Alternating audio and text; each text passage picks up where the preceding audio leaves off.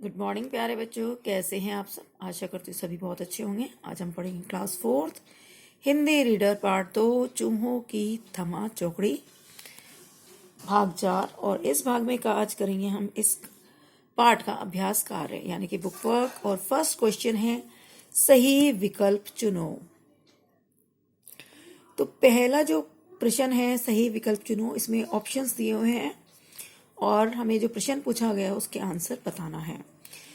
पहला है लड़के ऊंची नीची आवाज में क्या गा रहे थे। तो क्या गा रहे थे वो सब गा रहे थे कविता। बचपन की कई हुई बातों को कविता के रूप में वो लेकर उसको ऊंची नीची आवाजों में गा रहे थे। तो कविता जो शब्द है उस पर आप सही का चिन्ह लगाएंगे, ठीक है, टिक मार्क करेंगे। सेकंड है बूढ़े सज्जन के पास क्या सामान था। तो क्या क्या सामान था, यहाँ ऑप्शंस दिए हैं। बिछोना व हंडिया, कुछ पोटलियां, टीन का एक संदूक या सभी। तो ये सभी सामान जो लिखा हुआ है सभी चीजें थी उनके पास। तो सभी जो ऑप्शन है ये सभी चीजें, इस ऑप्शन को हम सही लिखेंगे। थर्ड है पोटली में क्या था। तो पोटली में क्या था, पोटली में थे रसीले आम। उनके बगीचे के 5 मीठे पके रसीले आम थे। तो 5 रसीले आम यानी कि रसीले आम जो लिखा हुआ है उसको आप सही का चिन्ह लगाएंगे। जब प्रश्न उत्तर की तरह लिखेंगे तो लिखेंगे लड़के ऊंची नीची आवाज में क्या गा रहे थे। लड़के ऊंची नीची आवाज में कविता गा रहे थे। दूसरा प्रश्न बूढ़े सज्जन के पास क्या सामान था। तो बूढ़े सज्जन के पास बिछोना व हंडिया, कुछ पोटलियां और टीन का एक ट्रंक था। ये इसका उत्तर बनेगा। थर्ड पोटली में क्या था। तो पोटली में क्या था, पोटली में रसीले आम थे। इसके बाद प्रश्न 2 किसने कहा, किससे कहा। तो मैंने ये पहले से ही लिखा हुआ है ताकि आपको अच्छे से दिख सके। और मैं प्रश्न पढ़ूंगी और बताऊंगी इसमें आपको। आप कहाँ जा रहे हैं, किसने कहा था, लड़के ने कहा था। जो लड़के थे उसने कहा था बूढ़े सज्जन से, जो बूढ़ा व्यक्ति था, बूढ़ा आदमी था, बूढ़ा सज्जन, उससे कहा था कि आप कहाँ जा रहे हैं, पूछा था।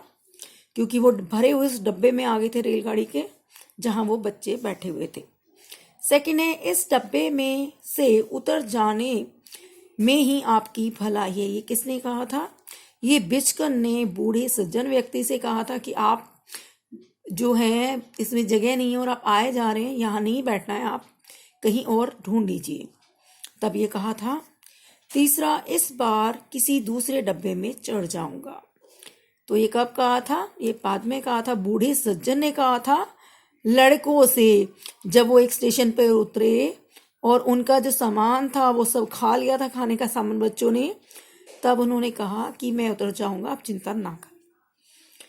फोर्थ आपके रहने का सब इंतजाम हो गया है। ये किसने कहा था, ये जब स्कूल के सेक्रेटरी बाबू थे, सेक्रेटरी बाबू ने बूढ़े सज्जन से कहा था कि आपका जो रहने का इंतजाम हो गया है, ठीक है। तीसरा जो प्रश्न है करना है आपको वो है सही या गलत का निशान लगाओ। ये दोनों प्रश्न जो अभी तक कराए हैं ये आप अपनी कॉपीज में करेंगे साफ सुंदर राइटिंग में। तीसरा प्रश्न है लड़के छुट्टियों में पिकनिक पर गए थे। पिकनिक पर गए थे वो नहीं, वो अपने घर गए थे छुट्टियां मनाने, जब छुट्टियां पड़ी थी। तो यहाँ पर गलत का चिन्ह लगाएंगे, आप क्रॉस करेंगे। सेकंड बूढ़े सज्जन बच्चों पर क्रोधित नहीं हुए। हाँ, वो क्रोधित नहीं हुए थे, उनको गुस्सा नहीं आया था, तो ये सही है। थर्ड पोटली में 5 आम थे। तो हाँ ये सही है, पोटली में 5 रसीले आम थे जो कि बच्चे खा गए थे।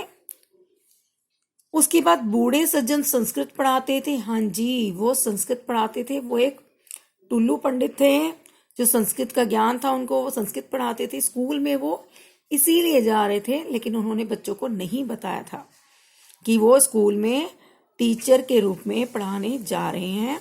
उन्होंने कहा मैं तो एक ऐसा ही पंडित हूँ, टुल्लू पंडित हूँ, और मुझे संस्कृत आती है। तो बच्चे खुश हो गए कि चलो अच्छा है, जो नया टीचर आया उसकी जगह हम इन बाबा को यानी कि ये जो सज्जन है इनको हम रख लेंगे। तो अभी ये करना है, तीनों प्रश्न आप अपनी कॉपीज में करेंगे साफ सुंदर राइटिंग में।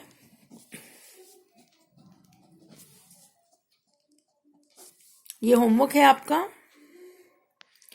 इसको साफ सुंदर राइटिंग में करना है और याद भी करना है।